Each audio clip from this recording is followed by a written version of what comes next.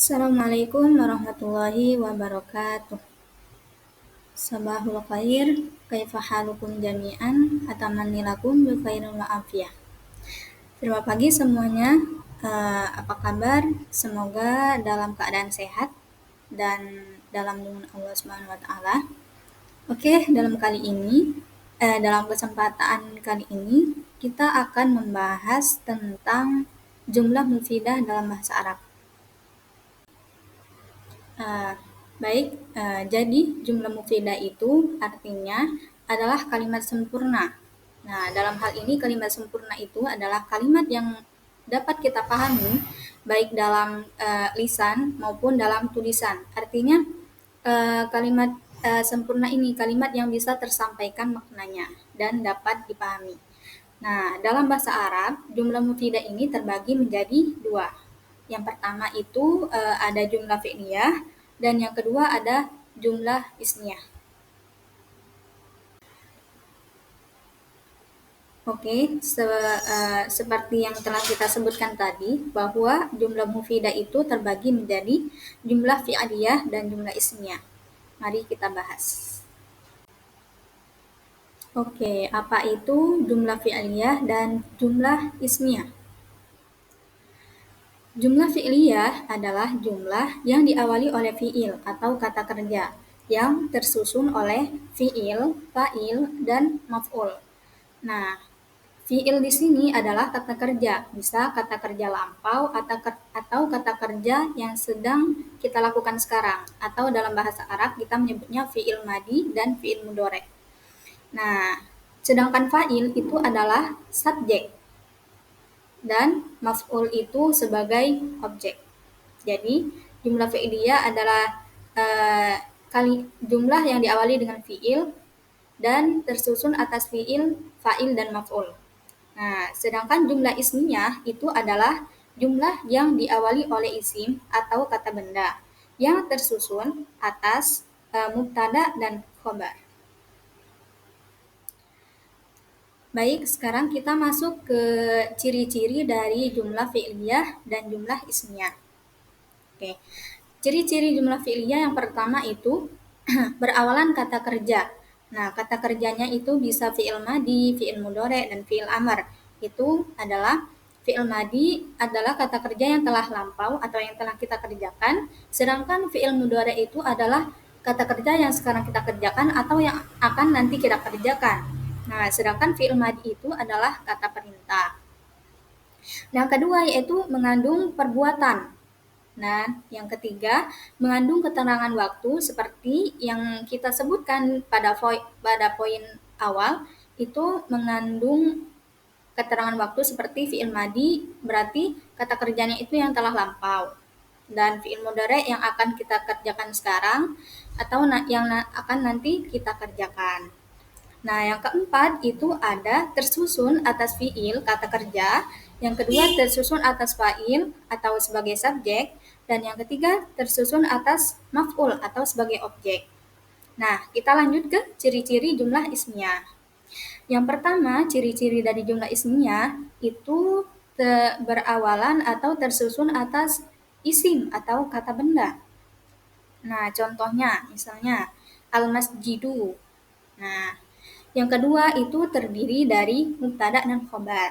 Dan yang ketiga, mubtada dan khobar harus sama sifatnya. Misalnya, jika kita memakai mubtada yang muzakkar, maka khobarnya pun harus bersifat muzakkar. Sebaliknya, jika kita menggunakan mubtada yang sifatnya itu muannas, maka khobarnya pun harus mengikuti menjadi muannas.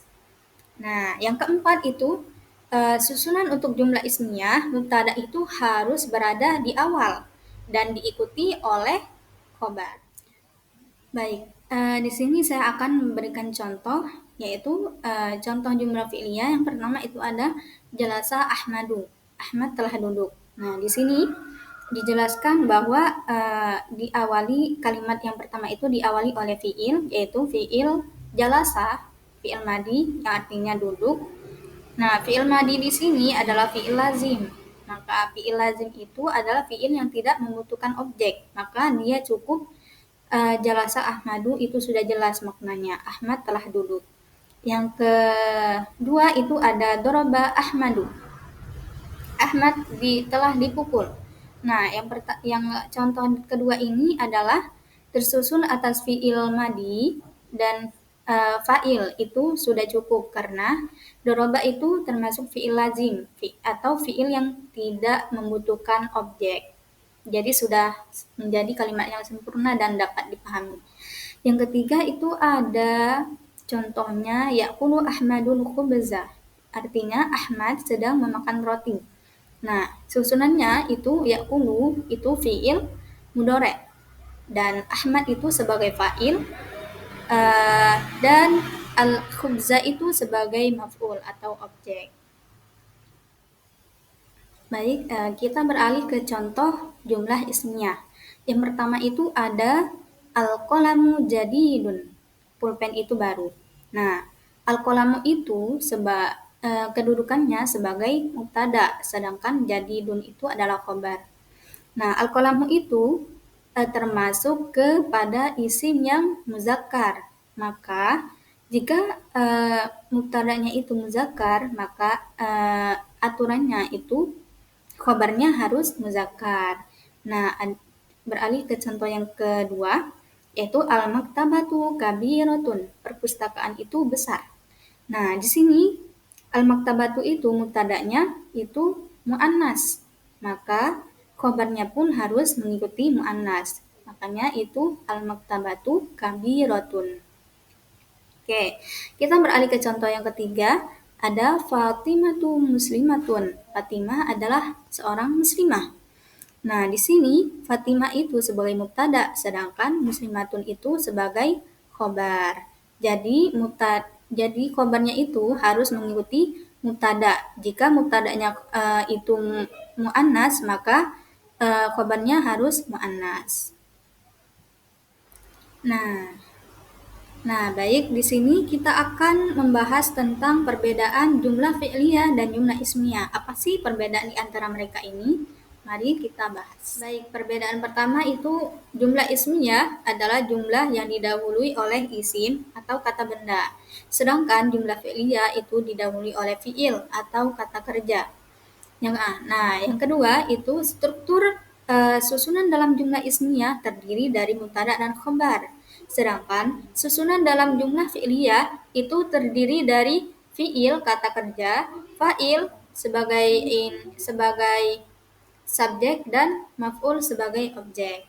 Nah, dan yang ketiga, jenis mubtada wajib sama dengan khobar. Jika mubtadanya itu muzakkar, maka khobarnya pun harus muzakkar. Sebaliknya, jika mubtadanya itu muannas, maka khobarnya pun harus mengikuti muannas. Nah, sedangkan dalam jumlah fi'liyah, fi'il itu tetap wajib mufrad ketika fa'il jumlahnya lebih dari satu atau jamak. Oke, tak terasa kita sudah berada di penghujung materi. Untuk pembelajaran kita hari ini, mari kita rangkum sejenak apa yang sudah kita dapatkan dari penjelasan hari ini, yaitu jumlah fi'liyah adalah jumlah yang didahului oleh fi'il atau kata kerja yang tersusun atas fi'il, kata kerja, dan fa'il sebagai subjek, serta maf'ul sebagai objek. Sedangkan jumlah ismiyah adalah jumlah yang didahului oleh isim atau kata benda yang tersusun atas mubtada dan khobar. Baik, sekian untuk pertemuan hari ini. Saya pamit undur diri, semoga dapat dipahami serta dapat bermanfaat. Saya minta maaf jika penjelasannya terlalu cepat ataupun ada kata-kata yang kurang dipahami. Saya akhiri, terima kasih atas perhatiannya. Saya akhiri, wassalamualaikum warahmatullahi wabarakatuh.